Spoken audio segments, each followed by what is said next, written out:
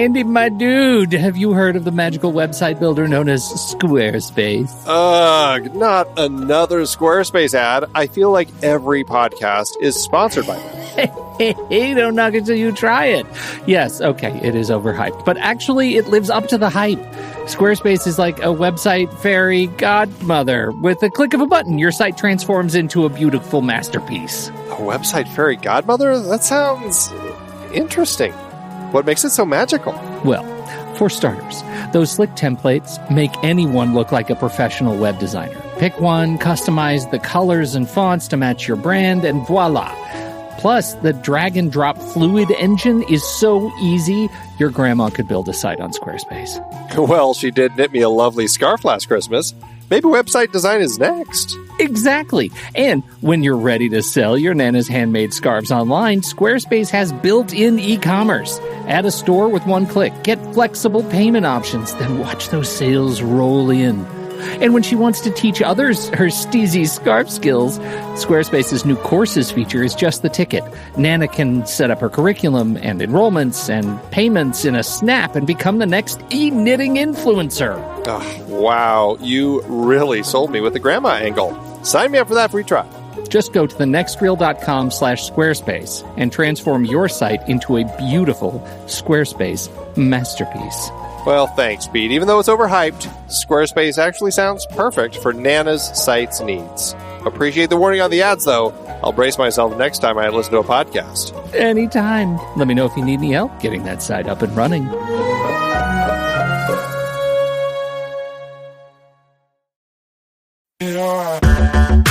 Andy, can you believe we've almost hit 700 episodes of The Next Reel? I know, it's crazy. And with all the other episodes in our family of podcasts, we are well over 1,200 episodes of movie conversation. It's really pretty amazing that we've gotten to have these in-depth movie chats every week for over a decade now. And we couldn't have done it without our loyal community of film fans. Their support over the years has meant so much. For sure. That reminds me, we should give the merch store a shout out. Buying shirts from thenextreel.com/merch is a great way listeners can continue to support the show. Plus, they get to sport our great designs. Absolutely. I think sometimes folks forget we have a variety of shirts, mugs, phone cases, and more available. In fact, a great place to start is with a shirt sporting the Next Reel's logo. We also have that classic Fast Times Spicoli Surf School tee, or the weirdly popular Rusty's European Tour shirt. The one from National Lampoon's European Vacation. Why is that so popular? Search me, but we have sold a ridiculous number of those. I guess there are a lot of Rustys taking trips to Europe?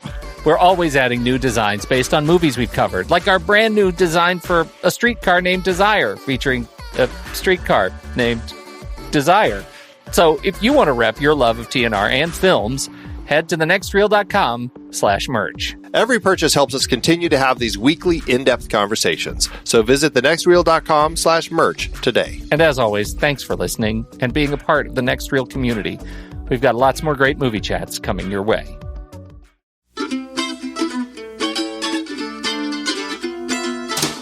This is The Next Reel, everybody. I'm Pete Wright, and that over there is Andy Nelson. Howdy, howdy, howdy. And we spoil movies. Tonight on the show, we're continuing our series on some of our favorite films in the Seven Samurai family with John Landis' 1986 comedy, Three Amigos. Before we get into that, you should learn more about us at thenextreel.com. Subscribe to the show in your favorite podcast app or join us on YouTube. You can follow us on Twitter and Facebook at The Next Reel. And if you have a plethora of piñatas and you know what that means, then you might just be ready for The Next Reel's Instagram, hashtag Pony Prize, hashtag Guess the Movie Challenge. And with that, since Pete accidentally shot Games Master Stephen Smart when we were trying to summon him at the Singing Bush, I'll fill you in this week. This week's movie was The Phantom from 1996, directed by Simon Windsor and starring Billy Zane, Christy Swanson, and Treat Williams. The winner was Per76. Congratulations. You are, I think this is your first time up here in 2016, so congrats, Per Johansson. You are entered to win the 2016 Pony Prize. We've got a blot spot. This one comes in from friend of the show, Ben Lott, talking about The Magnificent Seven. You guys really did a great job discussing The Magnificent Seven. It was entertaining and well acted, but it did lose some character development because of the shorter runtime. I might have connected with it a bit more than you did, mostly because I'm starting to discover a newfound love for westerns since I've been listening to the next reel. But I think we all agree that while this movie isn't as good as Seven Samurai, it's still fun to watch. Your rank 159, my rank 65. That's a spread right there. It is quite a spread, but, I think that we all kind of still agreed. Yeah, it's what Flickchart does. That's right. Makes enemies out of friends. Nemesis out of brothers. Jeff Jones writes in, he is getting into the deep cuts, talking about Serenity. Yeah, great little comment. I love the movie, but I have a problem with the fact that Mal lets the operative go after everything he has done, especially the killing of children. It just doesn't seem like Mal, but it's still a great movie. He brings up a really good point that we didn't address at all, but there is that question about why do they let the operative go, considering some of the atrocious things that he had done. I'll tell you, I've been rethinking that relationship between Mel and the operative after watching Heat again and discussing it so closely with Jason Crothers. I think the relationship between these sort of these guys whose work defines their identity, as in Heat, I can see sort of what he was going for in Serenity that didn't quite get over the hump in that relationship that they do execute, I think, really, really well in Heat. Worth seeing again. Andy, I think it's time. Let's do trailers.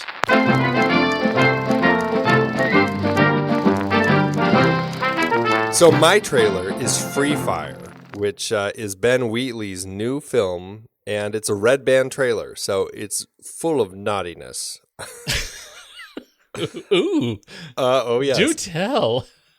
This, what I loved about watching this trailer is it sets it up as kind of some criminals buying some guns from somebody.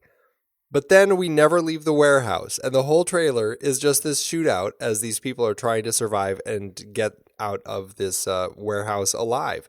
I thought that was brilliant. I loved the whole concept of we've got this group of these different gangs, and the whole movie is, will these guys make it out of this warehouse or not? That was just fantastic, and it kind of surprised me. The story obviously seems fairly simple because that's all there is, but it allows for so much comedy and such interesting characters. We have in this Brie Larson, of course, as one of our leads, along with Cillian Murphy, Armie Hammer, Charlotte Copley. There's this fantastic vibe that this group of people has on screen as they are just having wonderful conversations with each other that are just oh so vulgar. And I mean, there's a bunch of other people in here too. Noah Taylor, Michael Smiley, Enzo Cilenti. It just looks raucous and raunchy and over the top and violent and looks like a lot of fun. What did you think of it? It's like a movie that was made on a dare. Like, can you make a feature film in which all it is a game of super violent laser tag? Like, can you do that? Can you make a film like that and have people stay interested? And so that has me curious more than anything. The cast is really fantastic for a movie like this, which makes me think, even more highly of what Ben Wheatley has been able to accomplish here.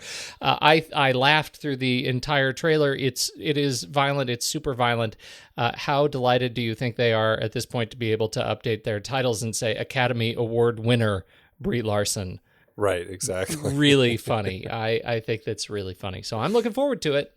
And she definitely seems like somebody who's been picking a lot of just really fun movies. Like she hasn't been just picking, Oscar bait movies after winning. She's Captain Marvel, for crying out loud. Awesome. I know. Exactly. I love it. Absolutely love it. Yeah, this does look like just a whole bunch of fun, and looks like it's going to be coming out not until next year. I don't have a date yet, but it's kind of trickling out in festivals. It just played at Toronto. It's going to be playing at London in October, and then Estonia and Germany in December, and like I said, it'll be the U.S. sometime in 2017. My trailer, Andy, is Ben Affleck's new film, and this actually hit me by surprise. I knew he was writing and directing something new. He's been talking about it for a while, particularly through the interview cycle, through the press tour for Batman. I hadn't read up on anything. Turns out it's an adaptation of another Dennis Lehane book.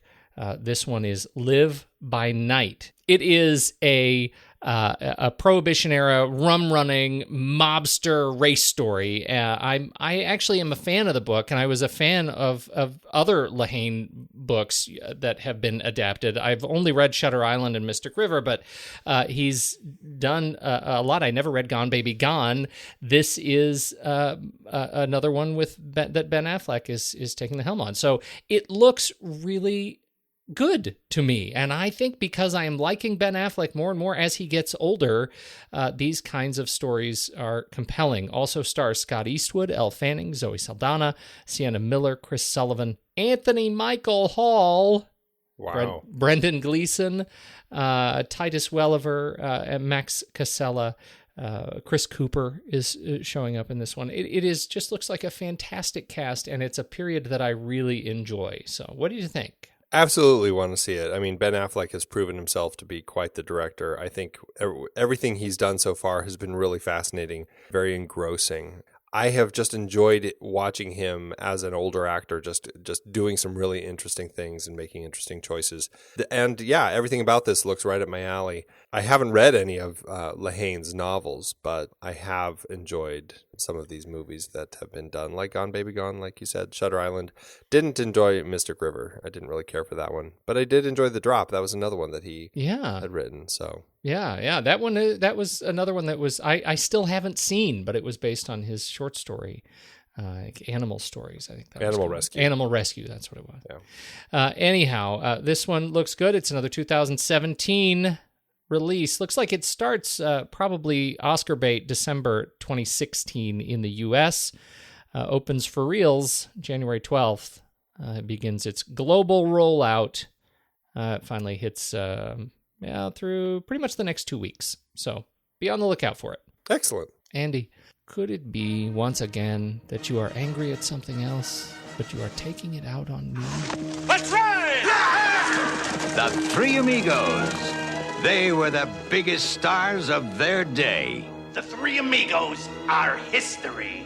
But that was yesterday. Look, boys, I know show business. Something always turns up.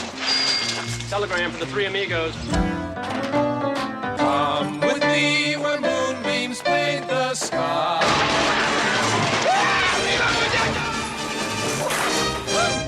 Who are you? The Three Amigos! Arriba!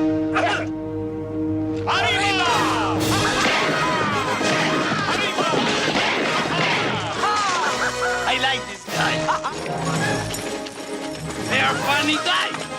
Three Amigos, Andy, 1986. John Landis at the helm, written by Steve Martin, Lorne Michaels, and Randy freaking Newman. Yeah, who saw that coming? Right?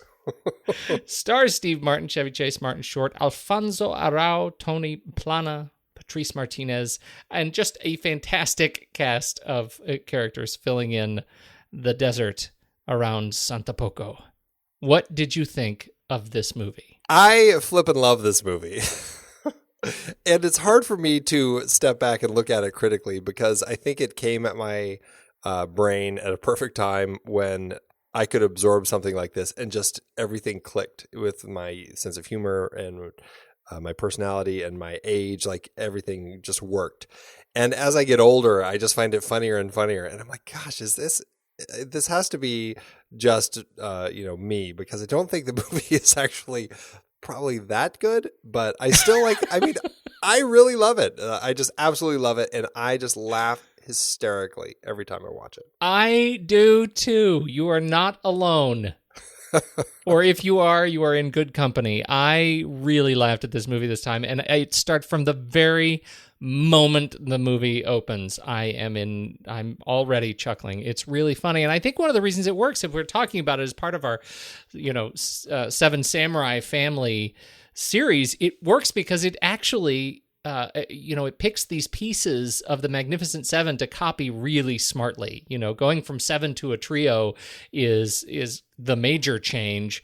But other than that, it is structured as kind of a complete package of this Seven Samurai story. And I think it just works so well with Steve Martin's ridiculous sense of humor. Yeah, and I think, it's interesting because I think they really, if you really look at it, I think they pattern it almost more off of Magnificent Seven than they do off of Seven Samurai. It's also a Western.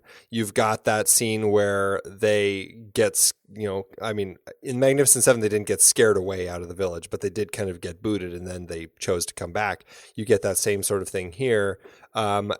And I think that, it's just one of those interesting things where I think Steve Martin latched onto this idea of these actors who take this job thinking it's for an acting job, only to find out that it's for real. I think that he latched onto that and knew there was something there.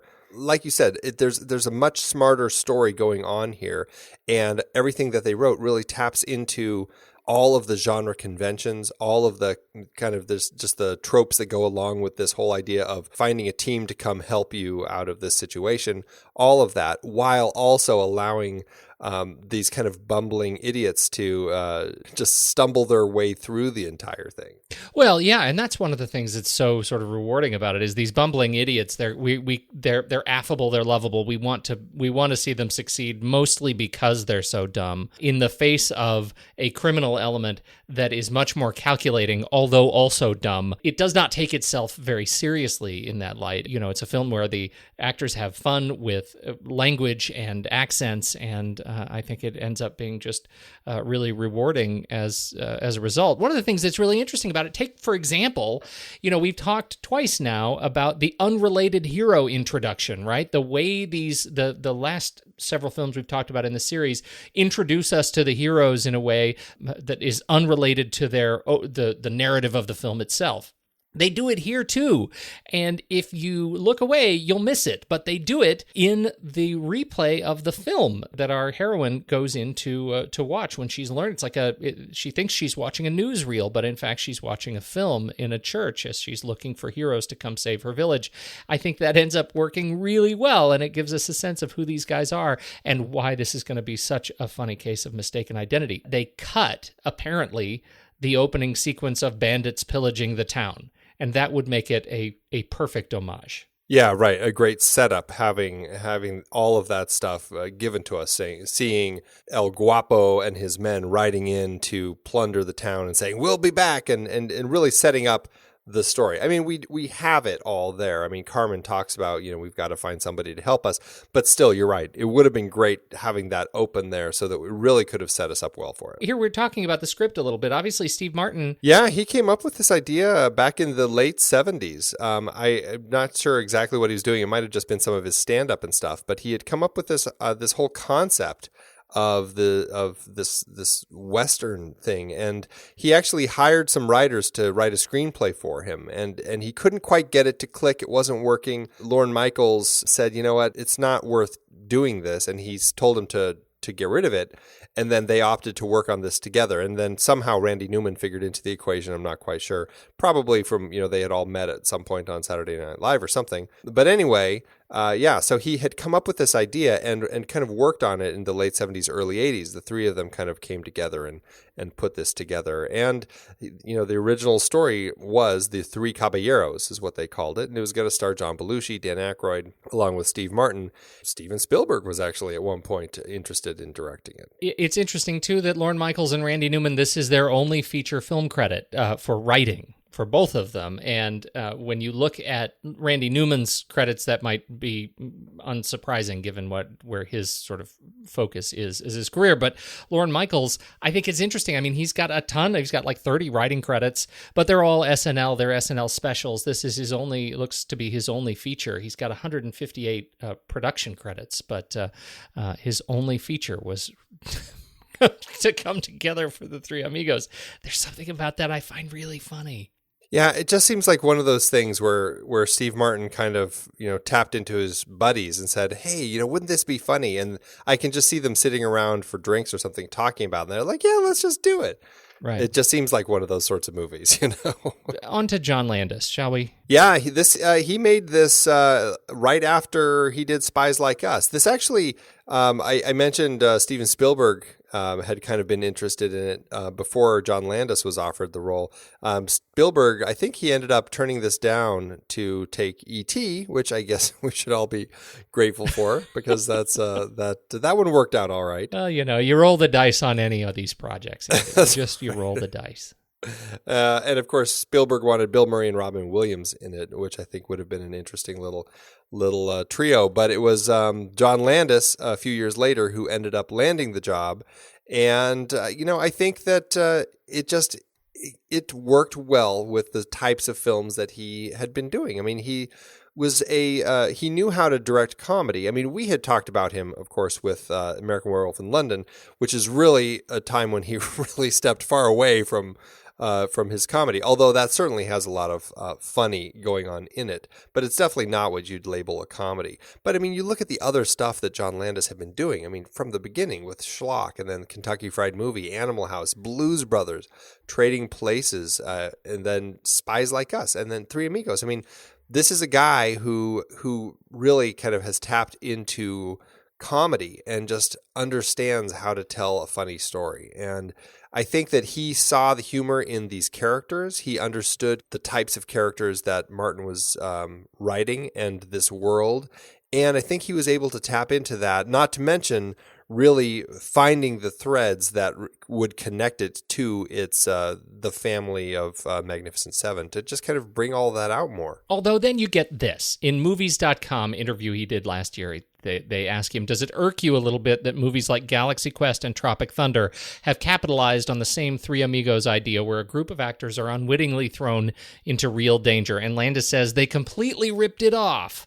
The first Pixar movie about the ants, A Bug's Life, took the same plot. It's amazing how often the plot has been used. If Galaxy Quest weren't so funny, it would probably bother me more. Yeah. Oh, come on. I know. Which I think is really funny that's kind of his attitude about how his movie was ripped off, completely forgetting the fact where his movie came from. Yeah. How quickly we forget, John Landis. Yes. Maybe it was the financial movie gods who, took that out on him by not making this as successful at the box office. It is. There was not enough of a sacrifice. Is that what you're saying? Right, exactly. Although I have to say, Spies Like Us, I really enjoyed Spies Like Us. Doctor. There you go. See, I love Spies Like Us. It's a great movie, and so he was, for me. It's like it's definitely kind of part of his part of who that guy is. And I know he's become kind of a controversial, super Hollywood guy, and we have sort of mixed feelings about John Landis. But when you look at from Trading Places through Spies Like Us, through Three Amigos, through Coming to America, I mean, I think he tackles funny well, and he says and has said repeatedly that funny is very similar to horror, and that's why he is the way he looks at it is very similar to horror, and that's why he really gets into going back and forth between these two genres. And he says, comedy and horror, they're very similar, mostly because A, they're not taken very seriously, and B, nobody knows how hard they are to do. You're also throwing into the mix the fact that this was a Western, and he made this at a time when Westerns were kind of considered passé. I know that the same thing that Lawrence Kasdan was up against when he did Silverado right around the same time. It was a real struggle at the time to make Westerns.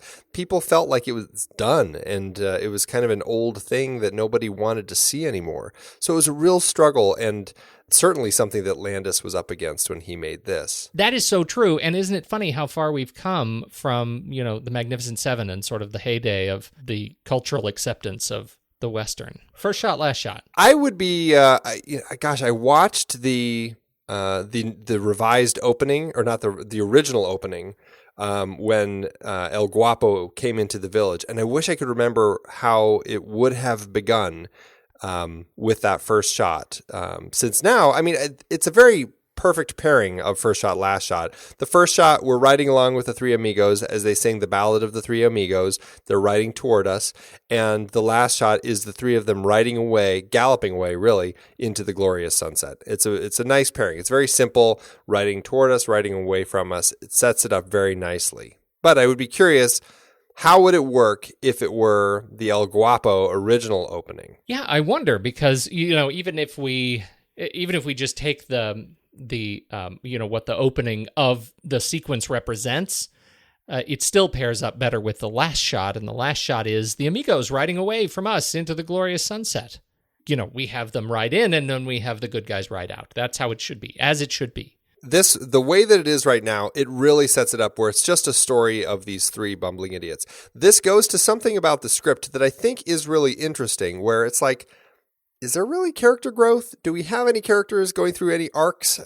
Really not. It's very much, you got these three guys coming in. I mean, you could argue that it's a tiny bit. I mean, they opt to stand up for what's right and save this village. So sure, there's a little bit of character growth. Sure, there's a moment. I mean, there's a specific moment where they make the decision, and Martin Short draws the line in the sand. It's a very funny and heartfelt moment, and I think that absolutely represents, in a movie like this, you got to go fishing, Andy. I know. No, it works. I do think that thematically, as far as the overall story goes, it definitely would have had a stronger first shot, last shot with the theme of the story, with that first shot of El Guapo riding into the village, and then the last shot of the heroes riding off into the sunset. I agree on that point. It still works. Yes, it still works. It's fine. Okay, now we gotta dig into the cast a little bit. Obviously, Steve Martin. We talked about him as the sort of writer of this thing. First of all, I do have to say that having Steve Martin, Chevy Chase, and Martin Short paired in a film together, I mean, just three comedy geniuses, especially at that particular point in time, it seemed like a perfect pairing of these three guys to just be in one film together, where you just had these guys. It just felt like they were always trying to one-up each other. It just like everything about the different styles of humor, it all worked so well. It was a great blend. Again, so funny after watching The Magnificent Seven and saying the same thing. Exactly, right. Get these people together. Yeah. Steve Martin, I mean, he's great as Lucky Day. I think what's great about these three guys is they're not cowboys. These guys are actors who play cowboys. And what's so funny is just all of the just kind of that surface level cowboyness that they have. He's got his little rope trick that he does. They all know how to twirl their gun and jump on their horses and all that sort of stuff. And they ride around and shoot and stuff. But they don't really know how to fight. And that's just that. I think that's just what is so funny. And the whole ending, when they decide to become the fighters that the people of Santo Poco think they are, it's great kind of seeing these guys having to step up and still be kind of frightened as they're trying to figure all this out. This ended up being not a bad year for Martin in terms of just what he contributed to comedy lore. I mean, this comes in right alongside Little Shop of Horrors, which I think established a sort of equal kind of comedy following in just a different circle on the Venn diagram. Well, and that's kind of interesting because I'd have to look at his filmography, but that very likely could have established him as not just a great actor for these comedy movies, but a great supporting character to throw into stuff too. It's actually interesting that the number of times I read of the press at the time not taking kindly to this movie. Oh, yeah. For example, Chevy Chase was on. Did you read the story about Chevy Chase being on Late Show with Roger Ebert? And he was asked, what do you think? Roger Ebert was asked, what do you think was the worst film of the year? And his answer was clearly Three Amigos, right in front of Chevy Chase. Did not start off well. No, the movie definitely struggled, and it really surprised everybody. I think everybody was shocked that it did not connect. This was one of those movies that everybody was like, oh, it's going to be, Martin Chase and Short all together, and it's going to be really funny. It's going to be one of the, it's from the guy who brought us the Blues Brothers and all of this. And it just kind of turned into just a box office dud when it opened, which was, I think it just, people didn't I don't know. They just didn't. It didn't click with people.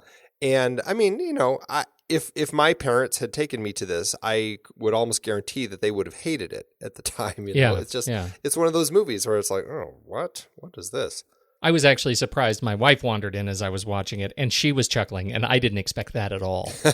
So there you go. With time, all things soften. I did see a clip of Steve Martin on the Dave Letterman show promoting this film, and he introduces a number of products to support this film, Andy, and they make me laugh. Are you ready? I'm ready. Three Amigos rubber cement. Okay. Holy water, blessed by the Three Amigos. Okay. Turkey basters in sizes ranging from Martin Short to Steve Martin. Jeez. The Egg McMigo breakfast. And of course, don't forget, Three Amigos contraceptive foam. Oh dear. Oh my goodness. That's You want to sell a movie, you go to Steve Martin. That's pretty brilliant. This poor guy, when they were filming, he actually developed tinnitus while they were shooting because of all the gunfire and everything. And it's just that kind of permanent ringing in his ears now. Isn't that sucky? That's sad. It really is. But at least he walked away with those dope rope tricks. That's right. Well, those rope tricks, he actually learned how to do that back. I think he was actually working at a magic shop at Disneyland when he was like a teenager or something. And he learned this rope trick, and he learned how to kind of do the rope trick. And that's just something he knows how to do, which obviously worked out well for him in this particular case. Chevy Chase as Dusty Bottoms. Ah, yes, good old Chevy. He definitely still has that same comedy vibe that we've seen in Caddyshack and Vacation. It's very much a very kind of a sarcastic, biting sort of wit that Chevy Chase has. And I don't know, I really enjoy him here. He just seems almost like he's a little like fed up with everything, but in a way that is just kind of endearing. It is endearing and so goofy. And when you hear that the cough at the end of the Three Amigos salute was Chevy Chase's idea, that they all turn their heads and cough, it everything comes into focus. That seems like such a Chevy Chase idea. There's no way Steve Martin came up with that idea. That was a Chevy Chase idea. Right. I think that's just fantastic. It's like the turn your head and cough. Yeah, exactly. That is just perfect. It seems straight out of Fletch, really. Exactly, as it should be. It's the guy who one of my favorite Chevy bits is when they are in the bar and Steve Martin is trying to get him to go play the piano. And he's just like, oh, no, I'm all, I'm rusty. I wouldn't be able to do it while he's walking to the piano to play it. It's like that perfect blend of like the no while he's saying yes. Sadly, entered Betty Ford after this film. Yeah, poor guy. I mean, he had a painkiller addiction. And they, which I believe when the three of them were on Saturday Night Live together, to promote this film, it turned into a perfect opportunity for Martin and Short to basically throw pills at him during their sketch, saying, "More pills?" So the joy of being around friends who are constantly ready to roast you for anything you do. Truly. Martin Short as Ned Nederlander. This was his first theatrical film, which I didn't realize. He had been around, but and he had been in TV movies and TV shows and all sorts of things, but nothing theatrical. Other than I think there was like just a tiny bit part in something, but this was kind of a major role in his first time. And I mean, I think right out of the gate, he just has those acting chops and he knows how to kind of carry something on the big screen. These three guys together, one of the other things that's just so funny about them is just the way they are the whitest guys ever. These white middle-aged guys in a movie where that is so wrapped with love of Mexico and Mexican culture and the village and the outfits that they have, and they managed to pull off this sort of I don't know, self-referential kind of racism but they do it really, really well. I don't think Mexico had issues with the making of this film.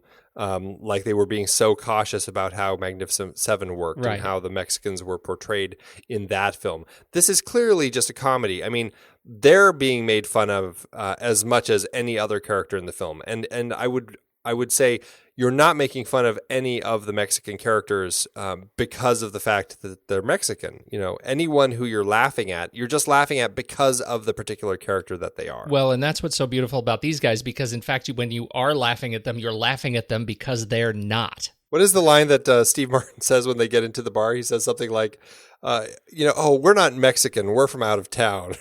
It's like, yeah, really?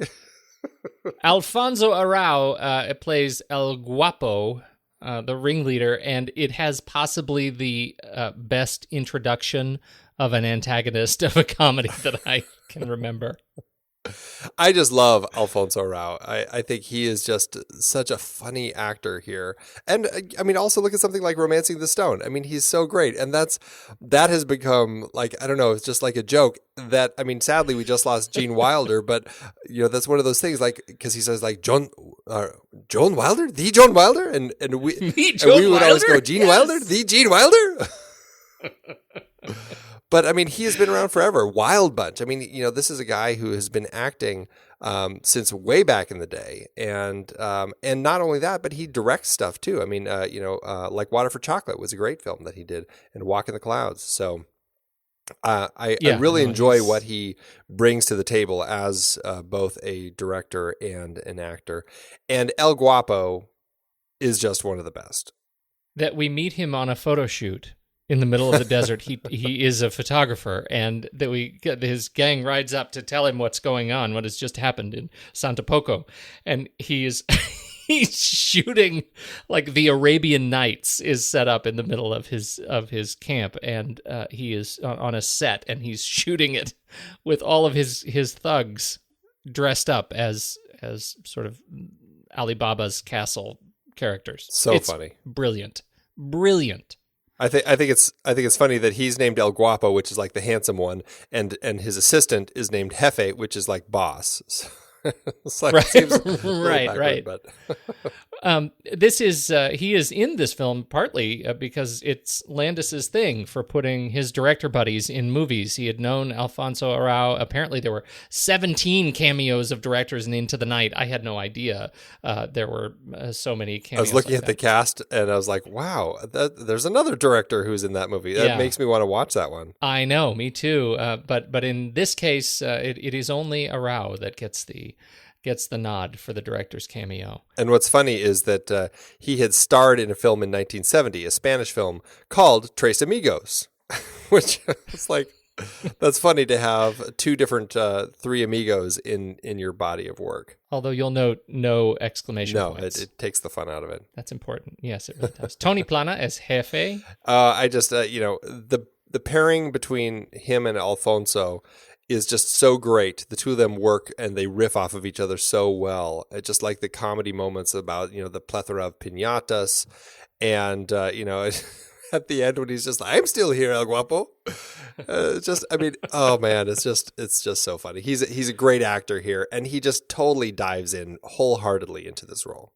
Oh, he's a terrific physical actor in particular. When he gets shot and dies and has to do the pratfall, I mean, it's just perfect. The look on his face is just perfect with the gun in the air. He was one of Richard Gere's cadet buddies in An Officer and a Gentleman. I have a hard time placing him in that film after watching this film. And he did have a bit part with Chevy Chase, again, in Deal of the Century, which I also have a hard time placing because it was such a terrible movie. And he's still been, very busy. I mean, we've talked about that Lethal Weapon TV show. He's popping up in that.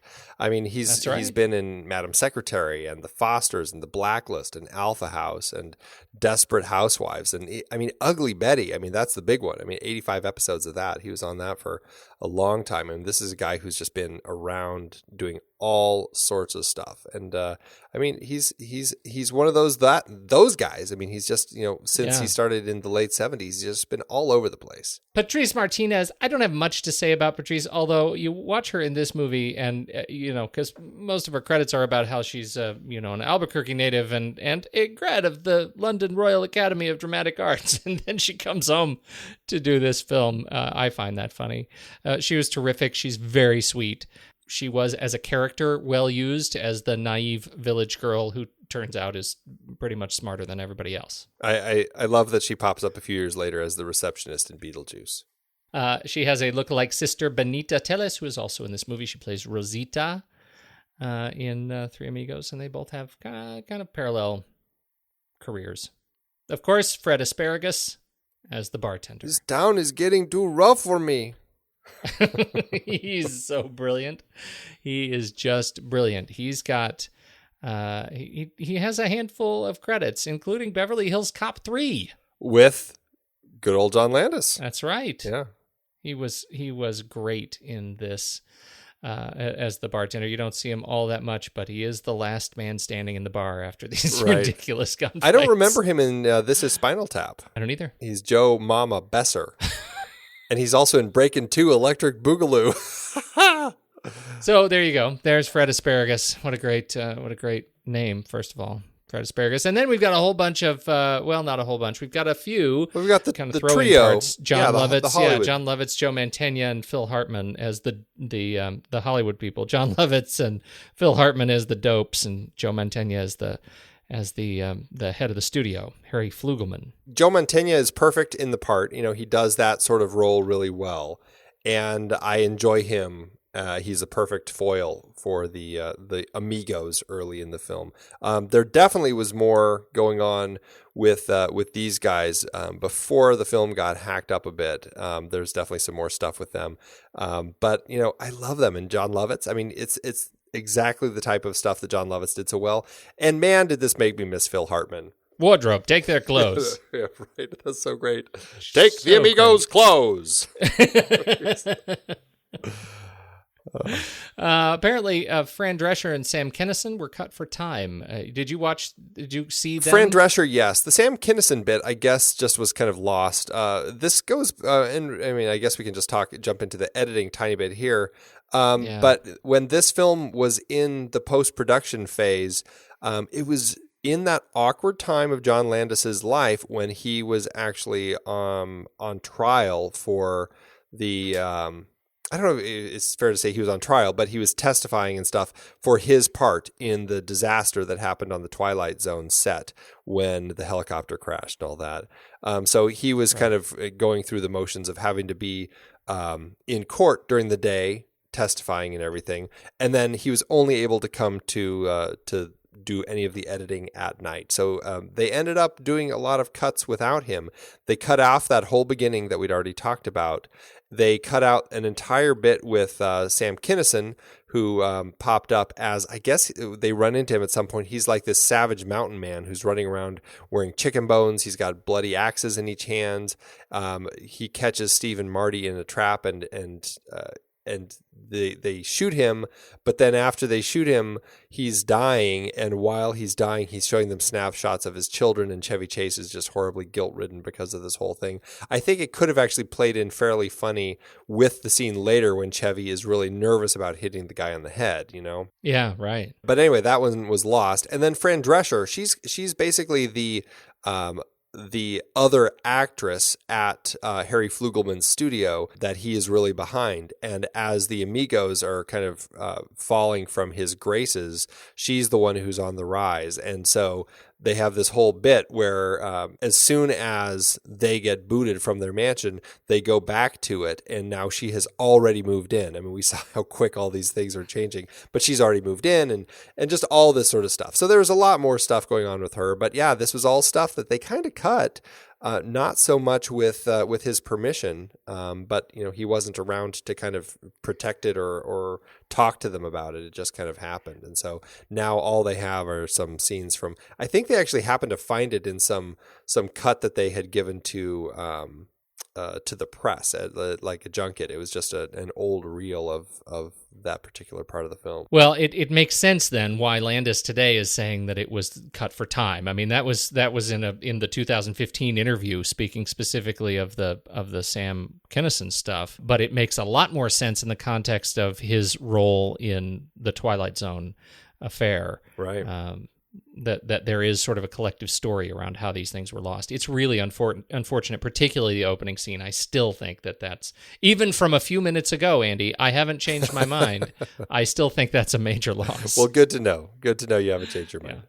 So getting it made, making the movie, making it look good, mostly, okay, there are two things about the costumes, hair, and makeup we need to talk about. First of all, the hair and makeup I find delightful in the black and white bits, the silent movie. Yeah, I think that, the rest of the film all looks fine, but definitely I think what they did in the silent movie bit was quite fun, where the actors actually all wore authentic grease paint makeup to look kind of like that silent era, which had been discontinued when Technicolor came around. It looks really good. I think it's very funny, and it nails what they're trying to deliver there. The other thing was in the costumes, which I think are funny, if only because costuming plays such a role in the plot of the film, that they end up making everybody look. It's the mistaken identity plot from Magnificent Seven, not really. Amigos everywhere, and so they turn all the townspeople into amigos, and they're on rooftops and everything. But they have to make the costumes, and so that's the montage is a lot of sewing, and I find that fantastic. Yeah, these are those points in film production when all the different departments, things start getting muddled as far as whose responsibility are these things that are all getting sewn on screen. Well, that would be props. It's not costumes because it's on screen and they're actually doing something with it. They're not wearing it. You want to talk about locations because you apparently live there. Well, they did film some of this here in Arizona. I mean, they filmed all of Santo Poco, I believe, in the Mojave Desert. I thought it was at your house. I thought that's why you were so excited. Oh, you. Wah, wah. Yeah, no, Mojave Desert, all the lush green stuff. They found a place out there in California to film Santo Poco. All the stuff that actually looks a lot more dry and deserty, that was all filmed out in Arizona. There's a great Western studio down in Tucson called the Old Tucson Studios, and that's where they filmed El Guapo's place, the town when they first arrive in Mexico. All of the stuff wandering around the desert was all filmed out there. I had worked out there on the Western I did a few years ago, and it's a great old studio, lots of great stuff, a lot of history, a really interesting place. Sadly, there was a big fire down there in the, I can't remember if it was in the late 80s or early 90s, but El Guapo's place, that whole beautiful kind of old style church, it burned down, and that's all gone now. They still have the old town, which has obviously changed quite a bit. But it's great. It's cool seeing them kind of riding through all of that stuff that all looks so familiar to me. That's awesome. Just like your house. Just like my house. And then, of course, all the silent stuff, we should just quickly mention, that was actually filmed on the oldest set at Universal Studios that was actually built for a Tom Mix film way back in the day. So I thought that was great that they actually, for the silent film, they went back to a set that was virtually built for a silent film. That is awesome. I did not pick that part up. That's fantastic. Edited by Malcolm Campbell. Mostly the sequence of note is the showdown. Right. Because that is actually a spoof, not off of the Magnificent Seven, but it is a cutting spoof of The Good, the Bad, and the Ugly, where we get the wide shot close-up pattern in Good, the Bad, and the Ugly, and here we have Ned facing off with the German. And I mean, it's fun. It's definitely feels like a John Landis kind of spoof. You've got the eyes looking at each other, and if Martin Short's eyes would just get big and scared. I mean, it's just a fun way to do it. Yeah. The last big performance of note is Elmer Bernstein, who is parodying himself on his score for the Magnificent Seven, and it's as good. Are you kidding? It's great. What's fantastic is here in town they did the Phoenix Symphony did an Elmer Bernstein show, And they played all sorts of wonderful stuff. It was actually, I think it was his son conducting it too.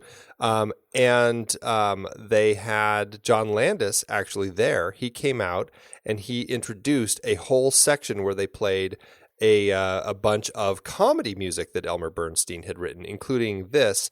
And he talked about how this is his favorite music that he has in any of his films. That Elmer Bernstein came in and wrote this, parodying the stuff that he did from The Magnificent Seven. That's very cool. Yeah. So there, he was a fine lad, I guess. That's what we're saying. No, it is absolutely perfect music, and I love that Elmer Bernstein went through these different phases, and he ended up in this kind of comedy phase later in his life, where he was doing stuff like this in Ghostbusters and Spies Like Us. I mean, it's just great to hear him doing such fun stuff later in his life. And really, I mean, we can't talk about Elmer Bernstein and the brilliant music without also mentioning that aside from also co-writing the script, Randy Newman also wrote all of the songs in the film, which I absolutely love these songs. The Ballad of the Three Amigos, of course, with the high note that lasts 14 seconds, which is hilarious. My Little Buttercup and Blue Shadows on the Trail, both of which I sing to my kids as goodnight songs. And then, of course, as you should, because they're perfect. They're perfect. And then, of course, he was the voice of the Singing Bush. I like Randy so much. I saw him in concert. Did you really? That's a concert. That's a concert I've got up on you, yes, right? Yes, it is. You've never seen Randy Newman? Not. And it was a singing concert, I'm guessing, though. Singing piano. Do you know what he does? He does this thing where he'll start playing a song, and then he'll get tired of it and just stop. Like right in the middle of a song you really like. And he's like, yeah, that's how that one goes. Want to hear another one? Here it goes.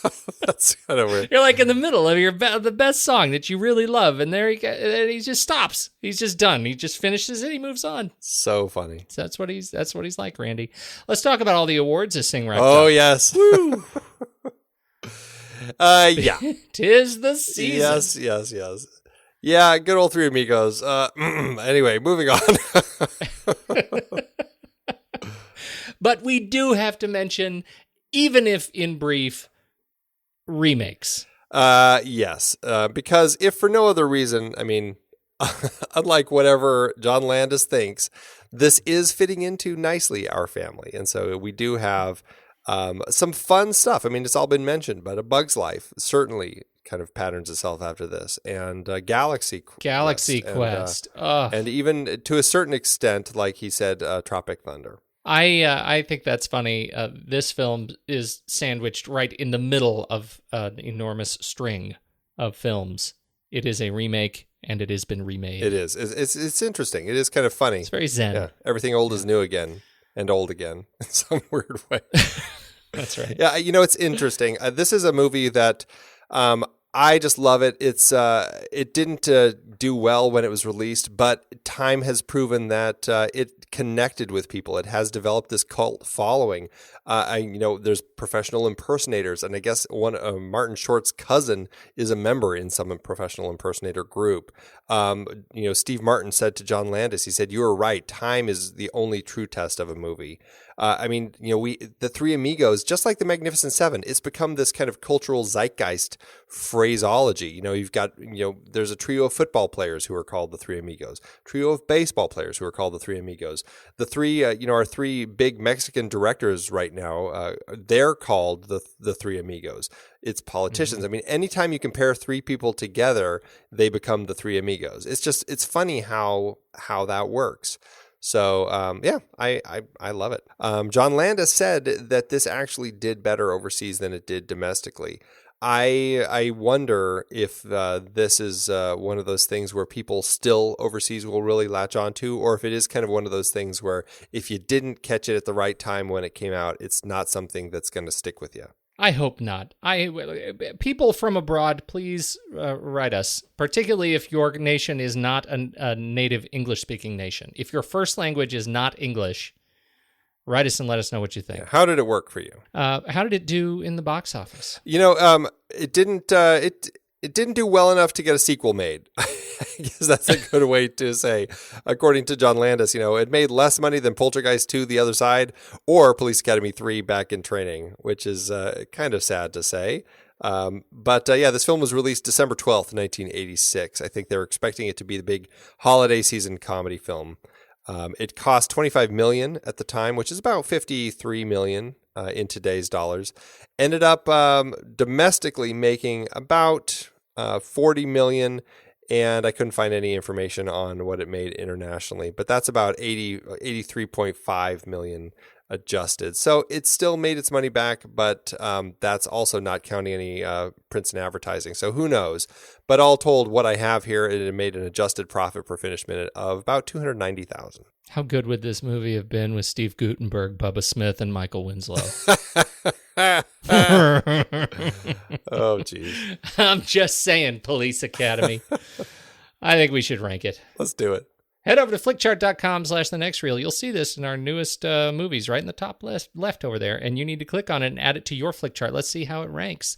I'm a little nervous. As much as I laughed about this film, I'm not sure how well it's going to rank Filmo off Filmo, Andy. You know, I wasn't either, but I went back and I looked at my own flick chart, and it's pretty high. Is it really? I don't know. Yeah. I actually don't even think I have it ranked right now. I'm going to do it. I'm curious to see how it's going to come out, because it believe it or not, I think it's just the love I have for it and the place it came in my life. I mean, it's in my top 100. Okay. I don't know if I should be embarrassed about that or not. No, not at all. Well, now it's out there, so let's see how it does. All right, first up, Three Amigos, or Oh Brother, Where Art Thou? Oh, dear. It's Three Amigos for me. Is it really? It is. Oh my goodness. Wow. Okay. All right. Let's do that. Three Amigos? Yes. All right. Three Amigos or Contagion? Definitely Three Amigos for me. Really? When it comes to watchability, absolutely. Oh, man. I mean, I enjoy Contagion, but it's not something that I'm going to go back to very often. I feel like right now I'm on the rack that Steve Martin is in the prison, and I'm just like, gotta make it. You're running the keyboard, and I just have to get my finger on it. Wow. Okay. On your point, on your logic, I guess I'll give you Contagion. I mean, Three Amigos. Okay. Oh. You can fight me on this. Three Amigos are aliens. Please, Andy. Please tell me you're not Three Amigos. The line must be drawn here. Aliens Aliens is 13 on my chart, so it's definitely aliens. Yes, it is aliens. Oh. I'm not that crazy. I might be crazy, but I'm not that crazy. Three Amigos or LA Confidential. It is LA Confidential. Yeah. Three Amigos or Zodiac. Oh boy. I would probably I'd probably watch Three Amigos first. I probably would. I probably would too. I think I would put Zodiac higher though. Okay. It's at this point now where I'm like, these are super close, but I think I would actually go Zodiac on this one. Yeah. But you're going to say Three Amigos? No, I'll say Zodiac. Oh, okay, you switch. Three Amigos or Fargo? I'm going to say Fargo. These are all so close. I'm going to say Fargo. Three Amigos or The Hurt Locker? I'm going to say The Hurt Locker. I'm saying Three Amigos. Oh, so that is where the line is then. That's where the line is, yep. I see. We're going to have to do. We haven't done this in a long time. We haven't. We've been very agreeable lately. We have. It's time. It's time for you to be taught a lesson. All right, teach me. Oh, great one. All right, 1, 2, 3. Scissors. Rock. Oh, crud. First one? You. Oh, man. That's karma is what we call that. I had a plethora of rocks, Pete. All right, Three Amigos or Scarlet Street? I'm going to say, wow, Scarlet Street. Are you Three Amigos? Yes. Oh my God. I know, it's sad. I mean, I should feel embarrassed about some of these choices, and I'm sure some of our listeners will. I'm agree sure. with Yeah, me you're definitely going to get mail. You're definitely going to get mail. Yes. I think I'm. You can pick it. I think I'm That's Scarlet fine. Street. Okay, let's do it. Oh, jeez. All right. One, two, two, three. three. Paper. Rock. Ah, Oh. I knew you were going to use one of your plethora of rocks again. That's right. I had a bunch of them. I had a plethora. Well, that leaves it at number 63. Wow. Potentially higher than it should be. But you know what? I actually, as I was ranking it too, I ended up getting these pairings that made it really easy to pick, like Dumb and Dumber, which was, I love Dumb and Dumber. It is a really funny movie for me, and yet I ranked this one over that one. Yeah, I probably would too. Although that is really funny. It is really movie. funny. Oh, My it's kids tough. actually It really is tough. won't watch Dumb and Dumber with me because of the laxative scene. Oh. They think that is the scariest, most disgusting thing they've ever seen, so they refuse to watch the whole movie. Oh, that's so funny. My kids just had a blast watching Three Amigos with me, despite a few scenes where I was like, oh, God. Yeah. Might not be appropriate, but... So what does this do for your letterbox ranking?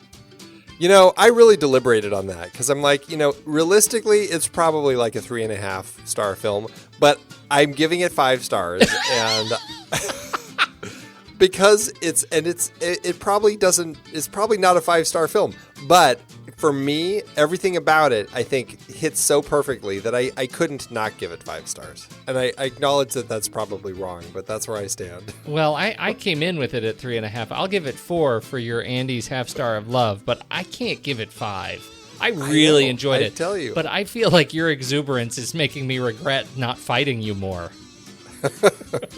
Well, I'm glad to be exuberant then. So this is the third to the last film in our series. Next week, our penultimate film in the Seven Samurai family series. Where do we go from here? This is going to be a fun step. We're going to be actually talking about one of these films that ripped John Landis off. We're going to be looking at Bug's Life. Yeah, bah humbug you. It's a Bug's Life. Going to jump into Pixar's second film and another animated film for us. It's going to be a lot of fun to talk about. I really enjoy this one, and I'm looking forward to checking it out again. Oh, me too. It was super fun, and it's always nice when we watch movies that I can watch with my family. So what a treat to have a couple in a row. That's it, Andy. I gotta go to bed. Go to bed, very old one. Go to bed like the wind.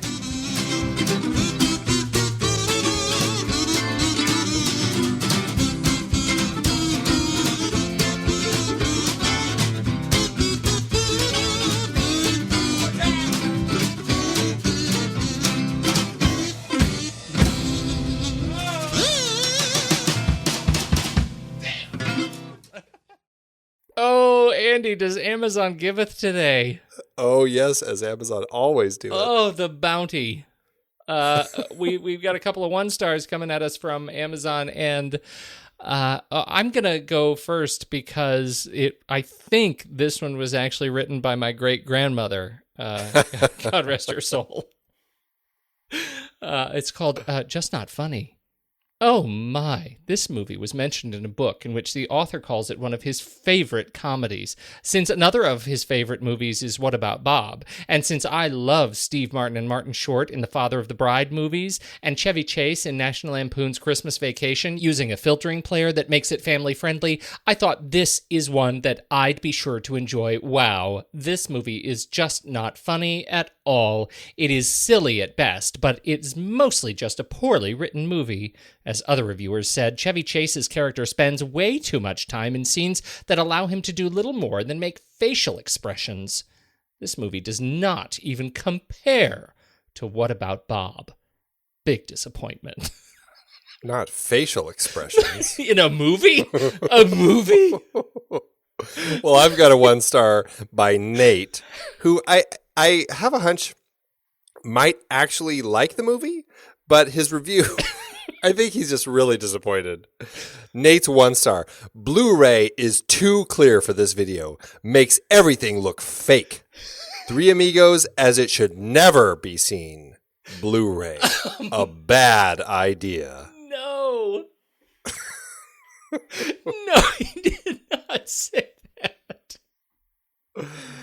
It looks fake, Pete. Andy, everything. Between Blu-rays and filtering players that make the movie family friendly, I don't know how we'll ever go on. Oh, I mean this in all sincerity. Tonight, thanks, Amazon. It is hard to believe that we have been having in-depth weekly conversations about movies since 2011. Oh, I know. You're telling me. Producing this show week after week requires a ton of work behind the scenes. If you'd like to help support our efforts, one easy way is by using our originals page when shopping for books and movies that we've covered. Just visit thenextreel.com/originals. Your purchases made through our links give us a small commission at no extra cost to you and allow us to keep having these great conversations. In Season 6, our Disease Films series had adaptations like The Omega Man, based on I Am Legend, The Andromeda Strain, Children of Men, and Blindness. I Am Legend is so much better than The Omega Man. What about the Will Smith version? Don't get me started. For our This Is Real Life Jack series, we talked Black Hawk Down and Seabiscuit, some great true stories based on fantastic books. And we had more listeners' choices like The Fly, The Emigrants, and Scott Pilgrim vs. the World. You just did a series on The Fly on the Sitting in the Dark podcast. Did you read the original material? Wasn't watching every Fly movie enough? Our Big Betty Davis series featured adaptations like The Little Foxes, Now Voyager, All About Eve, and Whatever Happened to Baby Jane. Are you calling Betty Davis big? Only in personality and force. She is a force to be reckoned with. We talked about the entire The Godfather trilogy, of course. Iconic page to screen, even if it is just the one Mario Puzo book. I wonder if Coppola will ever make The Sicilian. We also had some Zhang Yimou adaptations with Judo and Raise the Red Lantern. Absolutely gorgeous movies. And don't forget the Hughes Brothers series with From Hell, based on the graphic novel. Brilliant material. Kelly Reichardt gave us Wendy and Lucy and Certain Women, adapted from short stories. Plus more Hayao Miyazaki as we tackled Howl's Moving Castle. Find all these books and more at thenextreel.com/originals. Every purchase supports the show. Get the full list of adapted films that we've covered at thenextreel.com/originals and start your next read today.